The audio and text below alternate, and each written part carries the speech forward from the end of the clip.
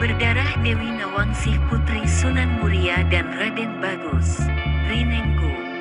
Sumber https://portalmajalengka.pikiran-hubung-rakyat.com/ Penulis Zaki Saidi. Editor Muhammad Ayus. Kisah cinta dari setiap orang memiliki alur yang berbeda.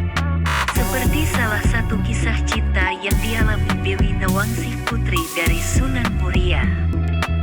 Sunan Muria sendiri adalah salah satu wali Allah yang menyebarkan Islam di tanah Jawa. Sunan Muria yang ikut menyebarkan Islam di tanah Jawa kemudian disebut dengan salah satu wali songo, tentunya bukan sembarang orang. Jasa beliau dalam penyebaran Islam di tanah Jawa sangat begitu besar sehingga beliau masuk dalam kelompok wali songo. Sunan Muria memiliki salah satu putri yang bernama Dewi Nawangsih. Konon Dewi Nawangsih dalam catatan sejarah memiliki rasa cinta kepada salah satu santri Sunan Muria yang sangat cerdas.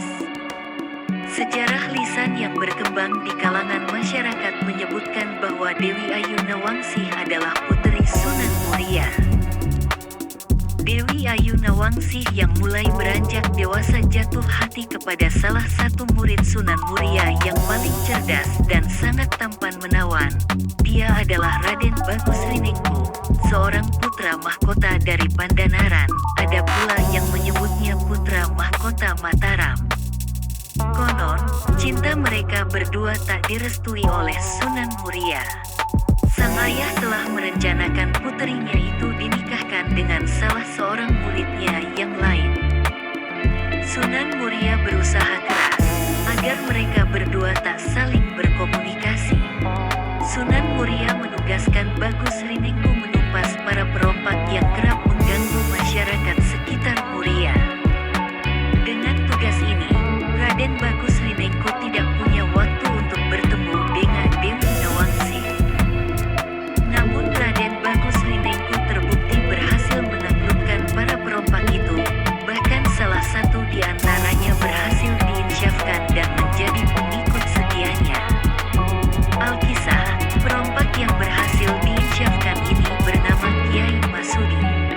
Tidak berhasil dengan cara pertama, Sunan Muria memerintahkan sang murid untuk menunggu padi yang telah menguning agar tak dirusak hama burung. Masyarakat sekitar menyebutnya tunggu manuk. Selang beberapa hari, Sunan Muria mengunjungi Raden Bagus Rinengku di Masin, memastikan tugas yang diperintahkan itu telah dijalankan dengan baik. Namun, sesampai di Masin, Sunan Muria dikejutkan dengan kondisi padi yang porak-poranda, rusak oleh hama burung. Ternyata Raden Bagus Rinengku hanya menunggui sawah itu namun ia membiarkan para burung memakan dan merusak padi. Kanjeng Sunan memerintahkan hamba untuk menunggu padi. Saya sudah menunggu padi ini. Raden Bagus Rinengku membela diri ketika dimintai pertanggungjawaban oleh sang guru. Selang beberapa saat, Raden Bagus Rinengku mengeluarkan kesaktiannya, sehingga padi-padi yang telah rusak itu kembali seperti sedia kala. Tak ayal, Sunan Muria geram melihat tingkah Raden Bagus Rinengku yang sombong. Rinengku muda harus dinasehati. Konon, setelah kejadian itu Raden Bagus Rinengku meninggal dunia tertancap anak panah tepat di perutnya. Tidak diketahui pasti, apakah pemanahan ini dilakukan oleh Sunan Muria sendiri atau oleh murid Sunan Muria, atau oleh orang lain.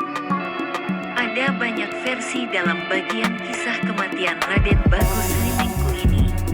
Dewi Nawangsih yang terlanjur cinta mati pada sang kekasih, ketika melihat kekasihnya tertancap oleh anak panah, sontak ia memeluk tubuh kekasihnya yang sekarat itu. Tanpa sengaja anak panah yang masih tertancap di perut Raden Bagus Rinengku menembus perut Dewi Nawangsih. Seketika itu juga Dewi Nawangsih meninggal dunia. Versi lain dari kisah ini menyebutkan, ketika Sunan Muria sampai di Masin, selain mendapati sawah